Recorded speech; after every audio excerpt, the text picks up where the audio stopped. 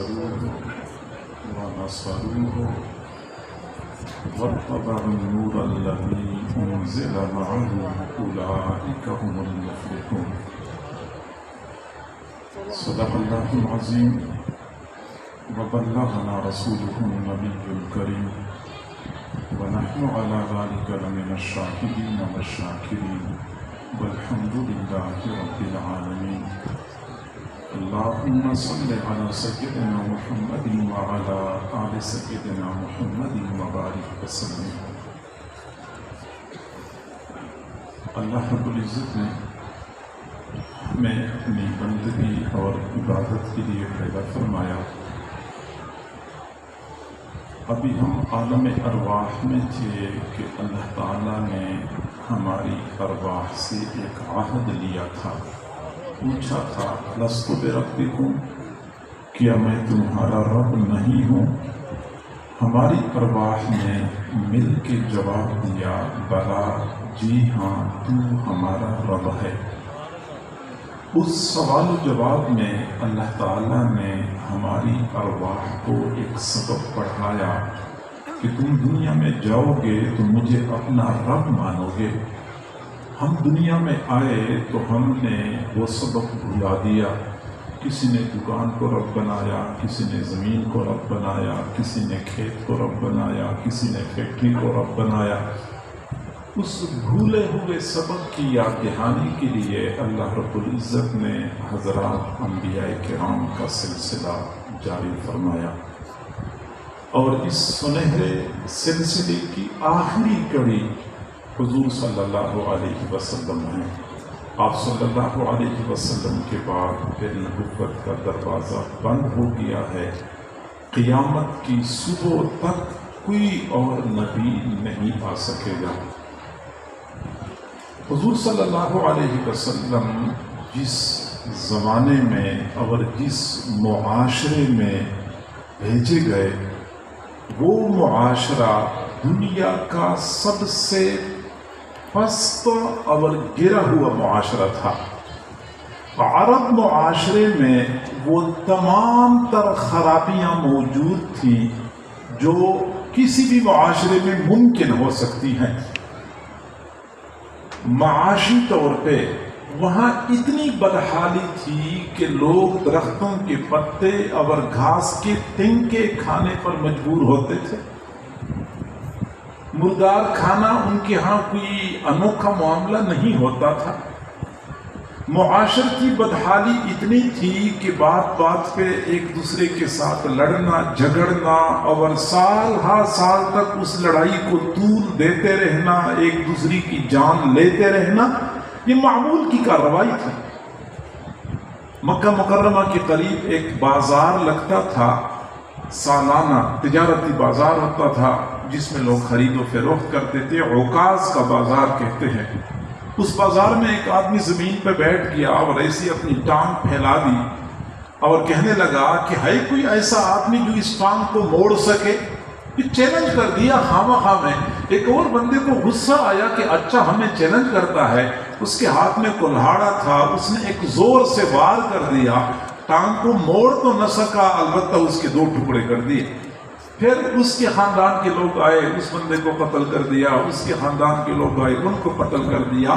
100 سال سے زیادہ عرصے تک وہ لڑائی دونوں قبیلوں میں چلتی رہی. بات صرف اتنی تھی کہ ہے کوئی ایسا آدمی جو میری اس ٹانگ کو موڑ سکے. شراب نوشی اتنی عام تھی کہ بچہ پیدا ہوتا تھا، حلق میں سب سے پہلا قطرہ شراب کا ٹپکایا کرتے تھے.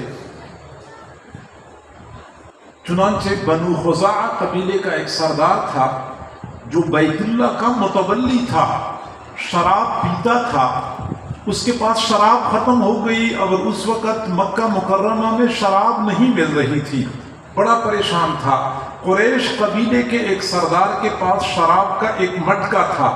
اس نے شراب مانگی. اس نے کہا شراب میں مفت میں تو نہیں دوں گا، میں قیمت وصول کروں گا.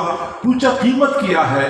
تو قریش قبیلے کے سردار نے کہا کہ بیت اللہ کی چابی مجھے پکڑا دو، شراب کا مٹکا لے لو. اس نے شراب کا مٹکا لے کے بیت اللہ کی چابی اس کو پکڑا دی۔ یوں ہم کہہ سکتے ہیں کہ انہوں نے ایک مٹکا شراب کے بدلے بیت اللہ کو بیچ دیا تھا۔ اخلاقی طور پہ انسانی اقدار کے حوالے سے وہ معاشرہ اتنا پست ہو چکا تھا کہ سنگ دل باپ اپنی نوزائیدہ بیٹی کو زندہ درگور کیا کرتا تھا اور اس پر فخر کرتا تھا۔ ایسے گرے پڑے معاشرے میں اللہ تعالیٰ نے اپنے محبوب صلی اللہ علیہ وسلم کو بھیجا کہ آپ نے جا کے وہاں انقلاب برپا کرنا ہے، لوگوں کو بدلنا ہے، اس گرے ہوئے معاشرے کو آپ نے بلندی پہ پہنچانا ہے، تحت الثری میں دھن سے ہوئے معاشرے کو اوج ثریا تک پہنچانا ہے۔ اور حضور صلی اللہ علیہ وسلم تشریف لائے تو چند سال کی قلیل مدت میں واقعی وہ انقلاب برپا کر دیا کہ آج کی دنیا اس کی نظیر پیش کرنے سے قاصر ہے۔ یہ عرب معاشرہ ایسا تھا۔ آپ توجہ فرمائیں، بات سمجھ میں آ جائے گی۔ تفصیلی بات کرنے کو میرا دل ویسے بھی نہیں کر رہا، اگر آپ لوگ توجہ نہیں کریں گے تو میں بات چھوڑ دوں گا۔ وجہ یہ ہے کہ 8 بجے میرا ٹائم تھا اور 9 بجے مجھے مائک پکڑا دیا۔ یا تو میری گھڑی خراب ہے یا پھر آپ لوگوں کی گھڑیاں خراب ہے، کوئی نہ کوئی مسئلہ بنا ہوا ہے۔ بہرحال گزارش میں یہ کر رہا تھا کہ وہ عرب معاشرہ اتنا پستی کا شکار تھا کہ عرب علاقے کی ایک طرف کسرا کی حکومت تھی، دوسرے جانب قیصر کی حکومت تھی، ایران اور روم کی حکومتیں تھی، اور یہ دونوں حکومتیں آپس میں ایک بالشت زمین کی خاطر جھگڑتی تھی۔ لیکن نہ تو کبھی ایرانیوں نے اس بات کا ارادہ کر لیا کہ ہم عربوں پہ حملہ کرتے ہیں، یہاں تو باقاعدہ کوئی منظم حکومت بھی نہیں ہے، کوئی فوج بھی نہیں ہے، عربوں پر قبضہ کرنا کوئی دشوار نہیں ہے۔ نہ شام کی حکومت نے ایسا کوئی ارادہ کر لیا کہ ہم عربوں پہ حملہ کرتے ہیں، اس پہ قبضہ کرتے ہیں۔ وجہ کیا تھی؟ آپس میں تو ایک بالش زمین کے لیے جھگڑتے تھے، عربوں پر حملہ کیوں نہیں کرتے تھے؟ حالانکہ عربوں پر قبضہ کرنا کوئی دشوار نہیں تھا۔ اس کی بنیادی وجہ یہ تھی کہ یہ لوگ اتنے گرے ہوئے تھے کہ دنیا کا کوئی حکمران ان پر حکومت کرنا بھی گوارا نہیں کرتا تھا۔ اتنا گرا ہوا معاشرہ تھا۔ اور جب آپ صلی اللہ علیہ وسلم تشریف لائے، آپ نے ان لوگوں کی تربیت کی، ان کے اذہان کو بدلا، ان کے قلوب کو بدلا، ان کے اخلاق کو بدلا، پھر وہ دنیا کے مقتدی اور پیشوا بن گئے۔ آپ اندازہ لگائیں کہ حضور صلی اللہ علیہ وسلم نے جب نبوت کا اعلان فرمایا، مکہ مکرمہ والے آپ کو مکہ میں رہنے نہیں دے رہے تھے، آپ کو مجبوراً مکہ مکرمہ سے نکلنا پڑا، مدینہ منورہ تشریف لے گئے۔ 10 سال وہ گزر گئے، اس کے بعد دور صدیقی، دور فاروقی، دور عثمانی، دور علوی، حضرت امیر معاویہ رضی اللہ تعالیٰ عنہ کے زمانے میں اسلامی سلطنت کا دائرہ 66 لاکھ مربع میل سرزمین تک پھیلا ہوا تھا۔ حضور صلی اللہ علیہ وسلم کی تشریف آوری کے وقت معاشرے کے اندر اتنی بد امنی تھی، نہ کسی کی جان محفوظ تھی، نہ کسی کا مال محفوظ تھا، نہ کسی کی عزت محفوظ تھی، بد امنی کے انتہا تھی۔ لیکن جب آپ صلی اللہ علیہ وسلم تشریف لائے تو آپ نے اس معاشرے کو امن کا گہوارہ بنایا۔ کیسے بنایا؟ حضرت عدی بن حاتم رضی اللہ تعالیٰ عنہ فرماتے ہیں کہ حضور صلی اللہ علیہ وسلم کے پاس میں حاضر خدمت تھا کہ کچھ لوگ آئے اور عرض کیا کہ اللہ کے نبی، ہمارے علاقے میں کچھ ڈاکو ہیں، وہ لوٹ مار کرتے ہیں، لوگوں کو پریشان کیا ہوا ہے۔ تو حضور صلی اللہ علیہ وسلم نے مجھے فرمایا کہ عدی، اگر آپ کی زندگی لمبی رہی، اگر آپ کی زندگی لمبی رہی تو آپ دیکھ لیں گے کہ حیرہ مقام سے ایک خاتون چلے گی، اونٹ پر سوار ہوگی، زیورات سے لدی ہوئی ہوگی، وہ حیرہ سے لے کر مکہ مکرمہ تک اکیلے سفر کرے گی، نہ اس کو اپنی عزت کا خطرہ ہوگا، نہ جان کا خطرہ ہوگا، نہ مال کا خطرہ ہوگا۔ حضرت عدی بن حاتم رضی اللہ تعالیٰ عنہ فرماتے ہیں کہ پھر میں نے اپنی آنکھوں سے دیکھ لیا، مکہ مکرمہ گیا ہوا تھا حج کرنے کے لیے یا عمرہ کرنے کے لیے، کہ ایک خاتون آئی، اونٹ پہ سوار تھی، اکیلے آ رہی تھی۔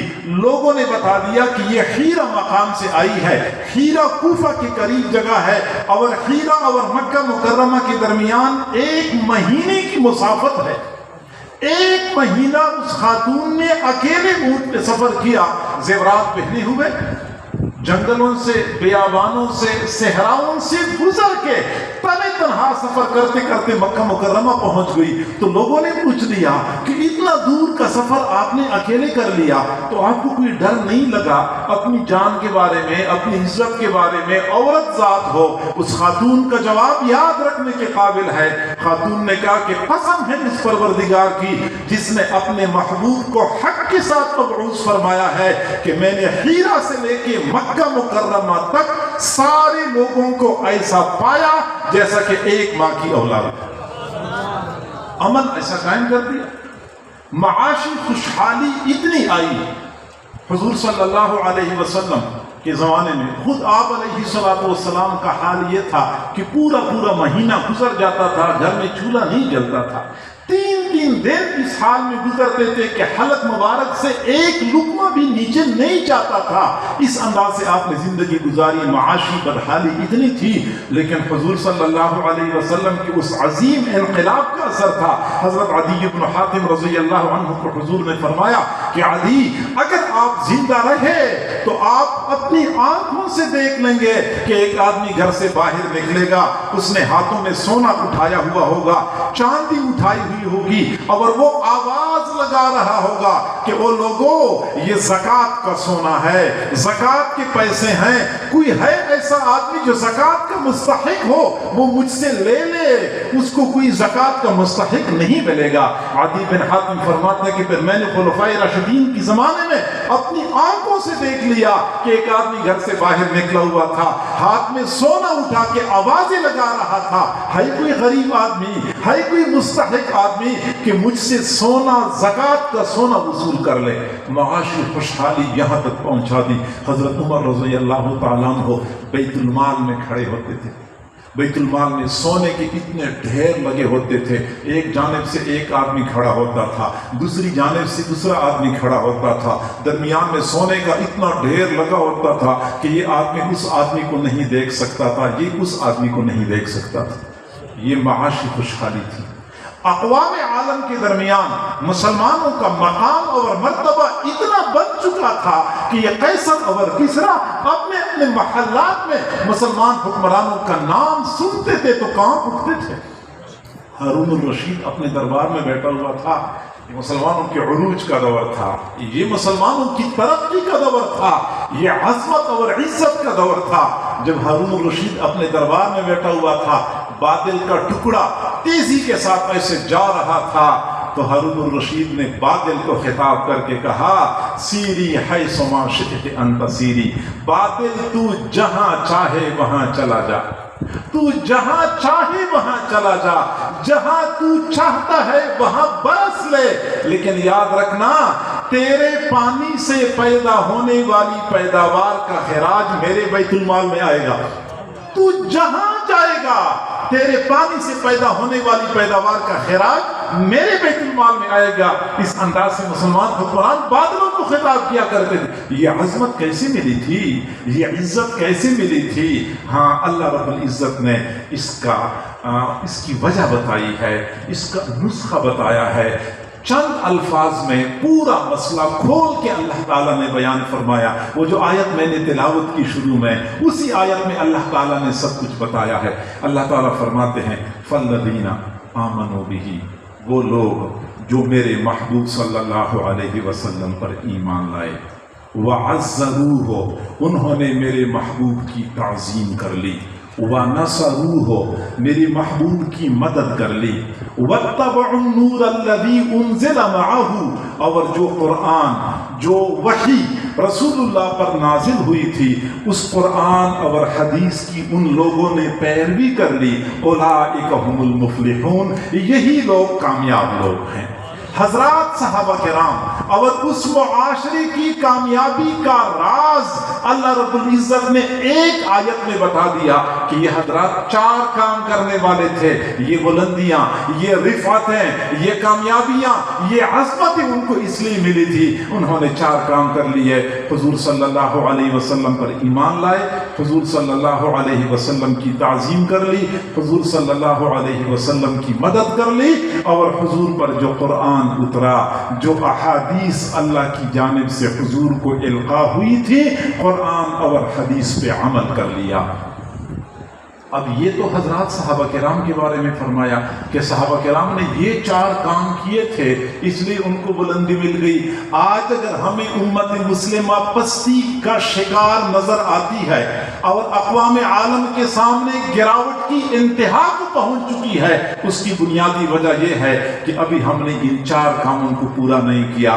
آج بھی اگر کوئی بندہ ان 4 امور کی تکمیل کر لے، انفرادی زندگی میں کامیابی ہے۔ اگر ہم من حیث القوم اجتماعی زندگی میں ان 4 امور کی تکمیل کریں گے تو امت مسلمہ ایک مرتبہ پھر عظمت رفع کو حاصل کر سکتی ہے۔ تو 4 کام: ایمان، اپنے محبوب صلی اللہ علیہ وسلم پر ایمان۔ اب سب کہتے ہیں کہ ہمارا ایمان ہے، ہم سب کا الحمدللہ ایمان ہے، لیکن حقیقت یہ ہے کہ یہ ایمان کی ظاہری صورت ہے، ہمارے پاس ایمان کی حقیقت موجود نہیں ہے۔ ایمان کیسے ہونا چاہیے، ایمان کا معیار کیا ہے، اللہ رب العزت نے وہ بھی ہمیں بتا دیا ہے کہ آپ کا وہ ایمان آپ کو بلندی پہ پہنچائے گا جو میرے محبوب کے صحابہ کی ایمان کی طرح ہو۔ وَإِذَا قِيلَ لَهُمْ آمِنُوا كَمَا آمَنَ النَّاسِ، ایمان لاؤ جیسا کہ اس وقت کے لوگ ایمان لائے تھے، یعنی جو حضور صلی اللہ علیہ وسلم کے صحابہ ایمان لائے ہوئے تھے، ایسا ایمان لانا اور ایسا ہی ایمان اللہ کے ہاں معتبر ہے۔ حضرت بلال رضی اللہ تعالیٰ عنہ کا ایمان، حضرت سمیہ رضی اللہ عنہ کا ایمان، حضرت عمار، حضرت یاسر کا ایمان، ان صحابہ کرام کی ایمان کی طرح ایمان چاہیے۔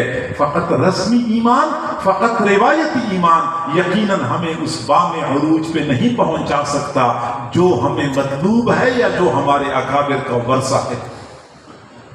اور میرے بھائیوں، حضرت سیدنا صدیق اکبر رضی اللہ تعالیٰ عنہ کا ایمان، آج تو تشکیک کا زمانہ ہے، لوگ بات بات میں شک کرنا شروع کر دیتے ہیں، قرآن کے بارے میں شک، حدیث کے بارے میں شک، صحابہ کرام کے بارے میں شک، حالانکہ ان حضرات کا ایمان کیسے ہوا کرتا تھا۔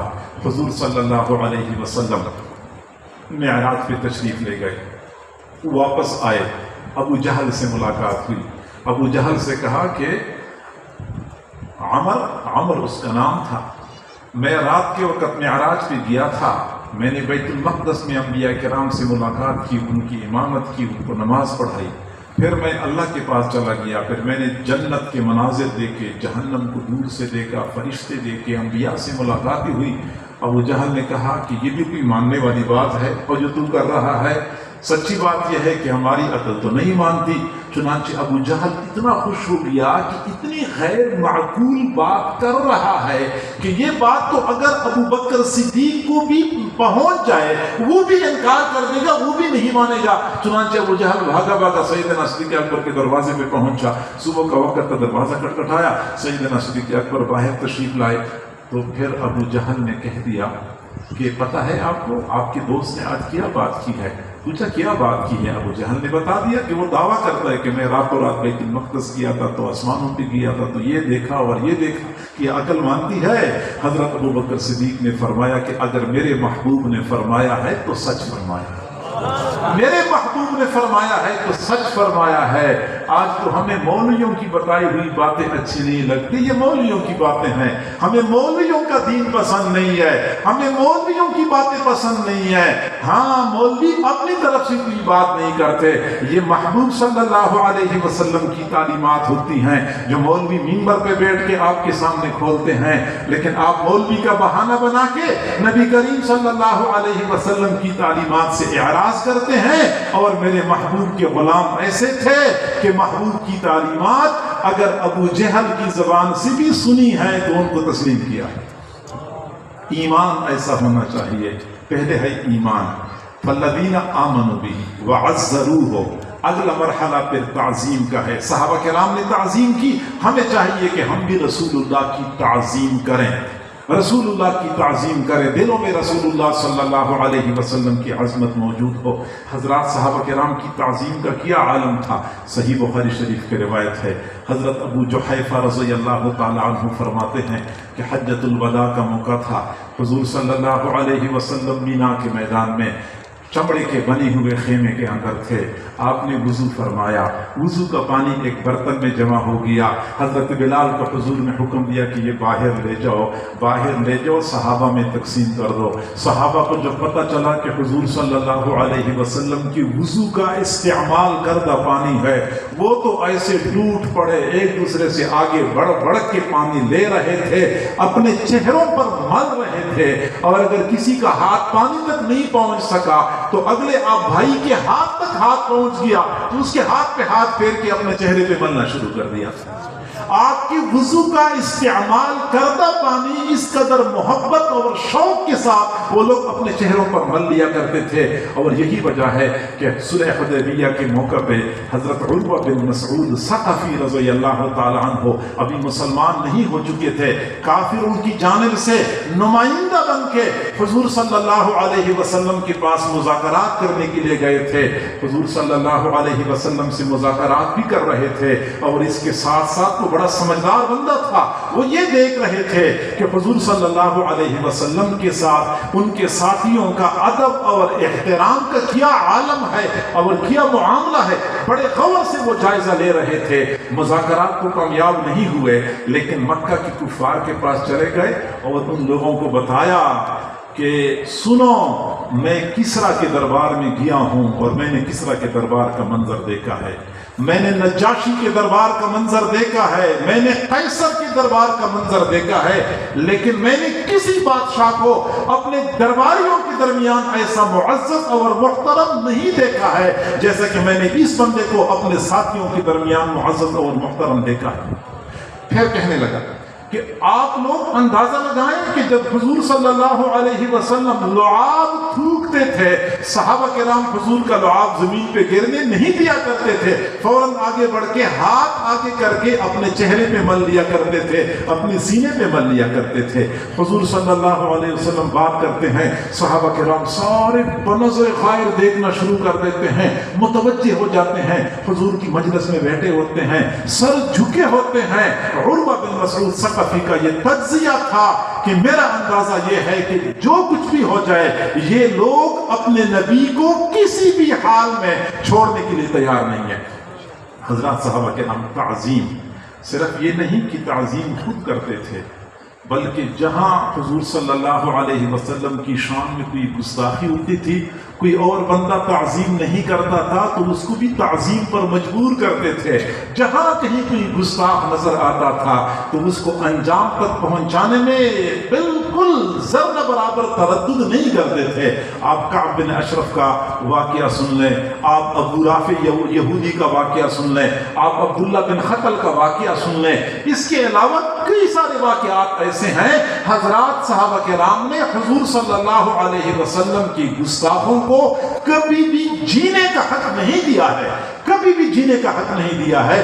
خود بھی تعظیم کرتے تھے، دوسروں سے تعظیم کرواتے تھے، اور آج بھی امتیوں پر لازم ہے کہ حضور صلی اللہ علیہ وسلم کی تعظیم کریں اور آپ صلی اللہ علیہ وسلم کی عزت اور ناموس کی پر پکے محافظ بن کے پہرا دیں۔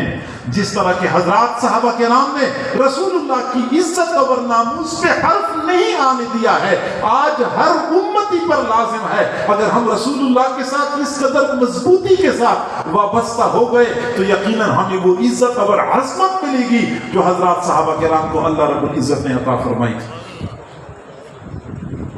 حضور صلی اللہ علیہ وسلم کی ذات ایک اس پوری امت کے لیے مرکز اور محور کی حیثیت رکھتی ہے، اور جب بھی رسول اللہ صلی اللہ علیہ وسلم کی عزت پر کبھی حرف آیا ہے تو نیک اور متقی لوگ تو رسول اللہ کی عزت اور ناموس کے لیے آگے بڑھتے ہی ہیں۔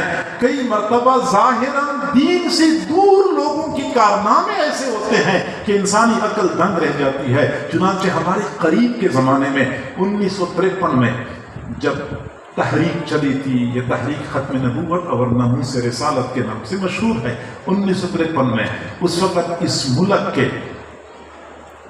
عشاق رسول حضور صلی اللہ علیہ وسلم کی عزت اور ناموس کے تحفظ کی بھیک مانگ رہے تھے کہ ہمارے محبوب کی عزت اور ناموس کو تحفظ ملنا چاہیے۔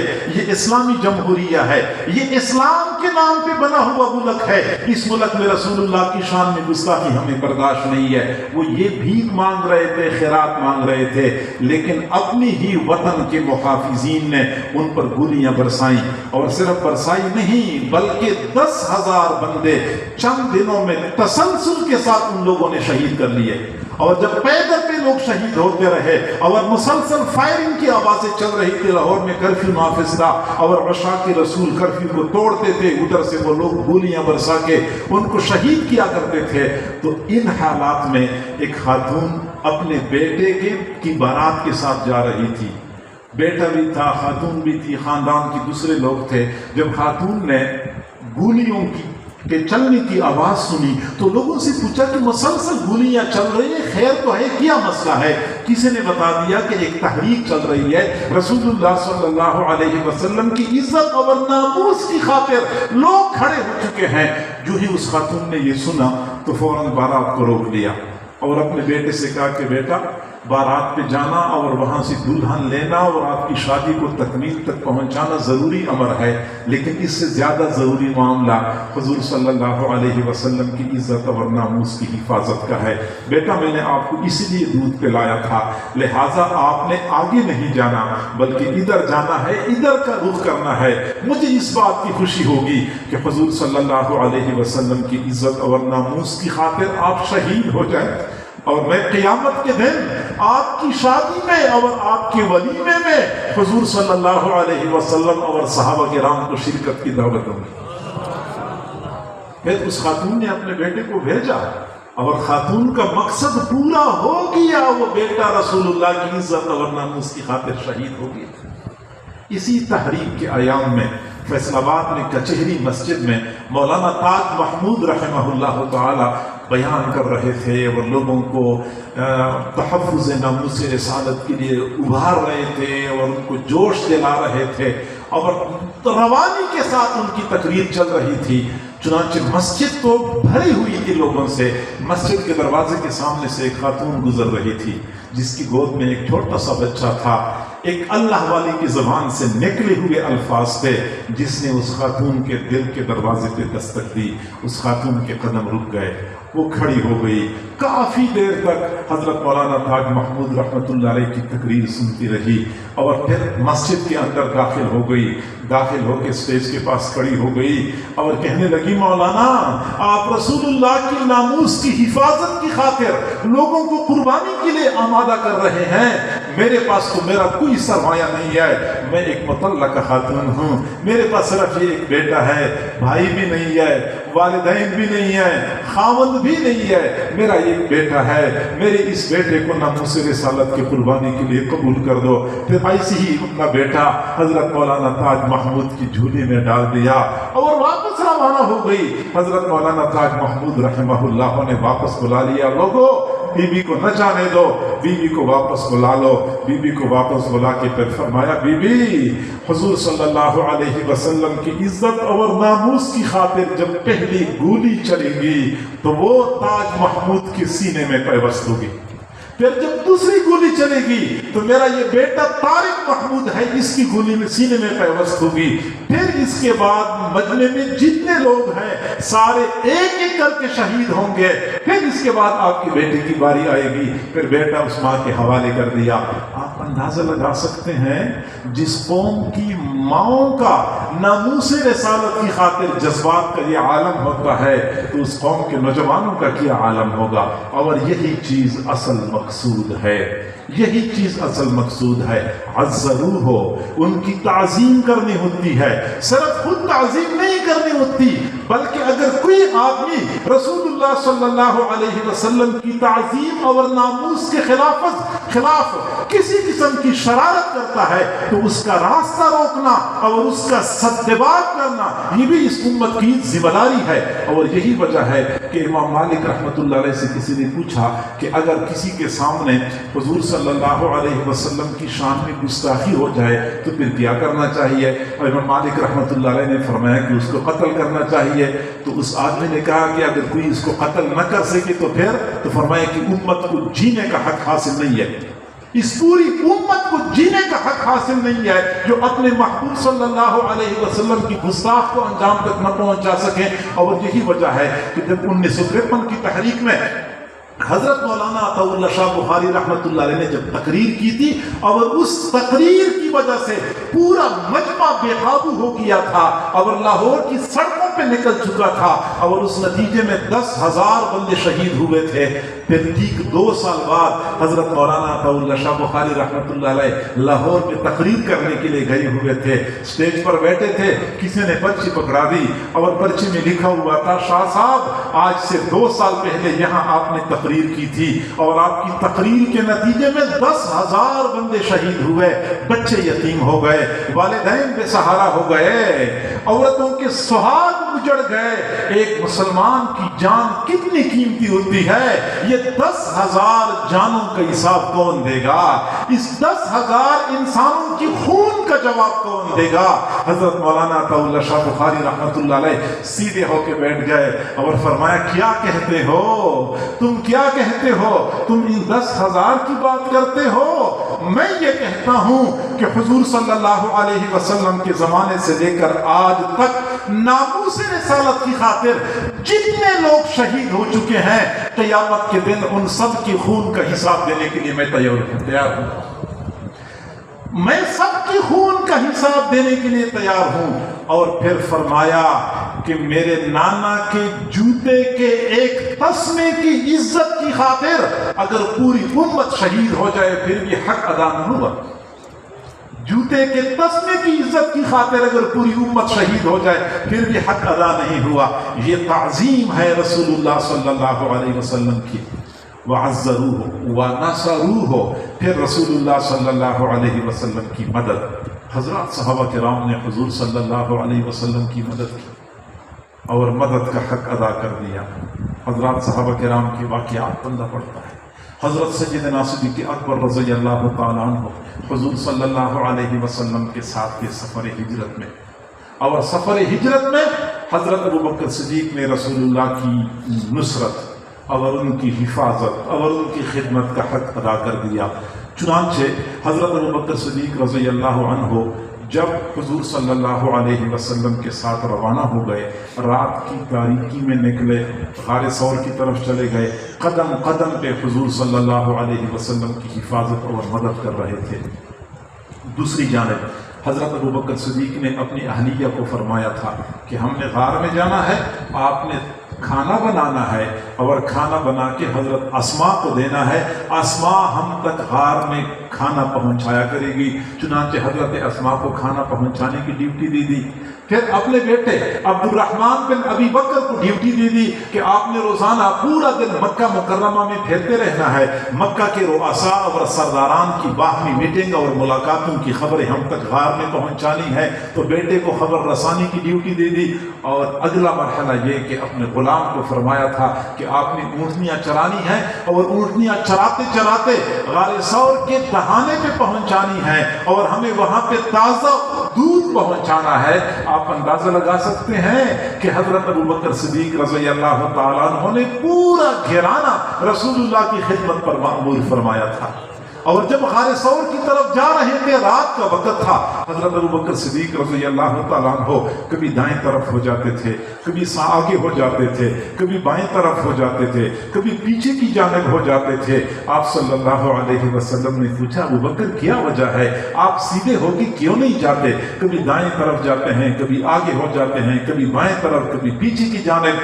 تو حضرت ابوبکر صدیق رضی اللہ عنہ نے فرمایا محبوب جب میں آپ کے دائیں طرف جا رہا ہوتا ہوں ہوں، مجھے ڈر لگتا ہے کہ سامنے سے کوئی بندہ آپ کو ایذا نہ پہنچائے، میں سامنے کی طرف ہو جاتا ہوں۔ پھر مجھے ڈر لگتا ہے کہ بائیں جانب سے کوئی ضرر آپ کو نہ پہنچے، میں بائیں جانب کو ہو جاتا ہوں۔ پھر مجھے ڈر لگتا ہے کہ پیچھے سے کوئی آپ کو ایذا نہ پہنچے، میں پھر پیچھے ہو جاتا ہوں۔ میں تصور کرتا ہوں، مجھے یوں محسوس ہوتا ہے جیسا کہ سیدنا صدیق اکبر رضی اللہ تعالیٰ عنہ نے ہجرت کا وہ سفر حضور صلی اللہ علیہ وسلم کا طواف کرتے کرتے مکمل کر لیا۔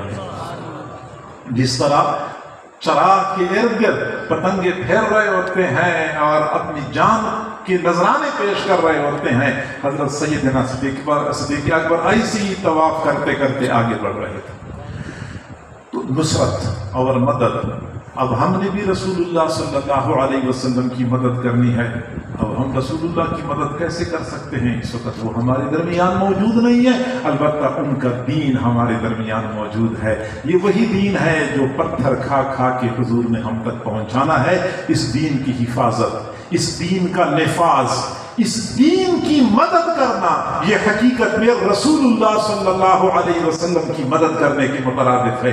لہٰذا ہم نے اس دین کو تھامنا ہے، اس دین کے دفاع کے لیے کھڑا ہونا ہے، ہم نے یہ کام کرنا ہے۔ اور صرف یہ نہیں بلکہ حضور صلی اللہ علیہ وسلم کی جانشین اور آپ کے وارثین حضرات علماء کرام، حفاظ اور قراء کی مدد کرنی ہے کہ وہ دین کا کام اسی طرح جاری و ساری رکھ سکیں، ان کے ساتھ تعاون کرنا ہے۔ پھر ہم اس نصروہ کا مصداق بن جائیں گے۔ فرمایا فالذین آمنوا بہ، صحابہ کرام رسول اللہ پر ایمان لائے، وعزروہ، رسول اللہ کی تعظیم کر لی، ونصروہ، رسول اللہ کی مدد کر لی، واتبعوا النور الذی انزل معہ، اور انہوں نے اس نور کی پیروی کر لی، اس قرآن اور حدیث کی پیروی کر لی جو رسول اللہ پر نازل ہو چکی تھی۔ لہٰذا اس نور کی پیروی کرنا آج بھی امت مسلمہ پر لازم ہے۔ ہمیں چاہیے کہ ہم قرآن اور حدیث پہ عمل کرنے والے بن جائیں۔ صرف ایک ربیع الاول کے مہینے میں خود ساختہ طور طریقوں سے رسول اللہ صلی اللہ علیہ وسلم کے ساتھ محبت کا اظہار کر کے اپنے آپ کو رسول اللہ کے عشاق میں شامل کرنے والوں، یہ خالی خولے دعوے ہیں، اس میں کوئی صداقت نہیں ہے۔ رسول اللہ صلی اللہ علیہ وسلم کے لائے ہوئے دین کو، قرآن اور حدیث کو تھامنا ہوگا۔ یہ اصل عشق رسول ہے، یہ اصل عشق رسول ہے۔ چنانچہ حضرات صحابہ کرام کا یہی کمال تھا، جیسے میں نے پہلے بتا دیا تھا کہ وہ لوگ شراب نوشی کے کتنے عادی تھے، لیکن اس کے باوجود حضرت انس بن مالک رضی اللہ تعالیٰ عنہ فرماتے ہیں کہ مجلس میں بیٹھا ہوا تھا، لوگوں کو شراب کے پیالے بھر بھر کے پیش کر رہا تھا، شراب پلا رہا تھا۔ اچانک گلی میں کوئی بندہ آواز لگا رہا تھا، الا ان الخمر قد حرمت، سنو سنو، شراب حرام ہو چکی ہے، شراب حرام ہو چکی ہے۔ جو ہی یہ آواز ہم نے سن لی، لوگوں نے اپنی ہونٹوں تک پیالے پہنچائے ہوئے تھے، پیالے گرا دیے، مٹکے توڑ دیے، مدینہ کی گلیوں میں پانی کی طرح شراب بہنا شروع ہو گئی۔ ہم تو نہیں چھوڑ سکتے، کوئی فیس بک نہیں چھوڑ سکتا، کوئی لڑکیوں کے ساتھ دوستی نہیں چھوڑ سکتا، کوئی واٹس ایپ نہیں چھوڑ سکتا، کوئی اور غلط کاریاں نہیں چھوڑ سکتا۔ یہ وہ حضرات تھے، ایک بندے نے اعلان کر لیا، انہوں نے پوچھا بھی نہیں، پتہ کر لو اعلان کرنے والا کون ہے، جھوٹ بول رہا ہے یا سچ بول رہا ہے، نہیں پتہ بھی نہیں کیا۔ شراب کے پیالے توڑ دیے، مٹکے بہا دیے، پانی کی طرح شراب بہ رہی تھی۔ یہ وہ لوگ تھے واتبعوا النور الذی انزل معہ، حضور صلی اللہ علیہ وسلم پر جب حکم نازل ہوا وقرن فی بیوتکن، خواتین کو خطاب تھا، گھروں میں سنبھل کے رہو، گھروں میں سنبھل کے رہو، گھروں سے باہر نہیں جانا۔ حضرت سودا رضی اللہ تعالی عنہا حضور صلی اللہ علیہ وسلم کی زوجہ ہیں، ایک حجرے میں رہا کرتی تھی۔ حضور نے اپنی ازواج کو چھوٹے چھوٹے حجرے دی ہوئے تھے، وہ حجرے میں رہا کرتی تھی، حجرے سے باہر نہیں جایا کرتی تھی۔ کسی نے ایک مرتبہ کہا کہ جیسے عام لوگ حج کرنے کے لیے جاتے ہیں، عمرہ کرنے کے لیے جاتے ہیں، آپ حج اور عمرہ کرنے کے لیے کیوں نہیں جاتی؟ جبکہ مدینہ منورہ مکہ مکرمہ سے اتنا دور تو نہیں ہے، آپ آسانی سے حج اور عمرہ کر سکتی ہیں۔ حضرت سودا رضی اللہ تعالیٰ عنہ نے جواب دیا، قد حججت واعتمرت مع النبی صلی اللہ علیہ وسلم، میں نے حضور صلی اللہ علیہ وسلم کی معیت میں ایک مرتبہ حج کیا تھا، اسی حج کے موقع پہ میں نے عمرہ کیا تھا۔ والآن امرنی ربی ان اقر فی بیتی، اب میرے رب کا مجھے حکم ہے کہ میں گھر میں قرار پکڑ لوں، لہذا میں گھر سے باہر نہیں جاؤں گی۔ راوی کہتے ہیں کہ واللہ، قسم ہے خدا کی، ما خرجت من باب حجرتها حتی اخرجت جنازتها، حضرت سودا رضی اللہ تعالی عنہ اپنے حجرے کے دروازے سے باہر نہیں نکلی یہاں تک کہ ان کا جنازہ نکال دیا گیا۔ جنازہ نکالا گیا تو نکالا گیا، ورنہ وہ باہر نہیں نکلی۔ وہ رسول اللہ کی تعلیمات پہ عمل کرنے والے لوگ تھے۔ وَاتَّبَعُوا النُّورَ الَّذِي أُنزِلَ مَعَهُ، آگے پھر اللہ تعالیٰ نے نتیجہ نکالا، أُولَٰئِكَ هُمُ الْمُفْلِحُونَ، یہی لوگ کامیاب ہیں۔ یہ کامیابی فقط اخروی کامیابی نہیں ہے، بلکہ دنیا کی کامیابی بھی انہی امور میں مضمر ہے، انہی اعمال میں پوشیدہ ہے۔ حضرات صحابہ کرام نے انہی امور کا التزام کیا تھا، کیا اللہ نے بلندی عطا فرمائی، کیا اللہ نے ان کو عظمت عطا فرمائی۔ آج بھی اسی چیز کی ضرورت ہے۔ یہ روایات اور یہ خود ساختہ طور طریقے میرے بھائیوں، یہ فقط دوسروں کو دھوکہ دینے کے لیے ہیں، حقیقت سے اس کا کوئی تعلق نہیں ہے۔ فالذین آمنوا بہ، میں ایک مرتبہ پھر عرض کروں، وہ صحابہ جو رسول اللہ پر ایمان لائے، وَعَزَّرُوهُ، رسول اللہ کی تعظیم کر لی، وَنَصَرُوهُ، رسول اللہ کی مدد کر لی، وَاتَّبَعُوا النُّورَ الَّذِي أُنزِلَ مَعَهُ، جو نور، جو قرآن، جو حدیث رسول اللہ پر نازل ہوئی تھی، اس کی انہوں نے اتباع کر لی۔ أُولَٰئِكَ هُمُ الْمُفْلِحُونَ، یہی فلاح ہے، یہی کامیابی کا راستہ ہے۔ اللہ تعالی ہم سب کو حقیقی معنوں میں کامیابی کے راستے پہ چلنے کی توفیق عطا فرمائے۔ وآخر دعوانا ان الحمد للہ رب العالمین۔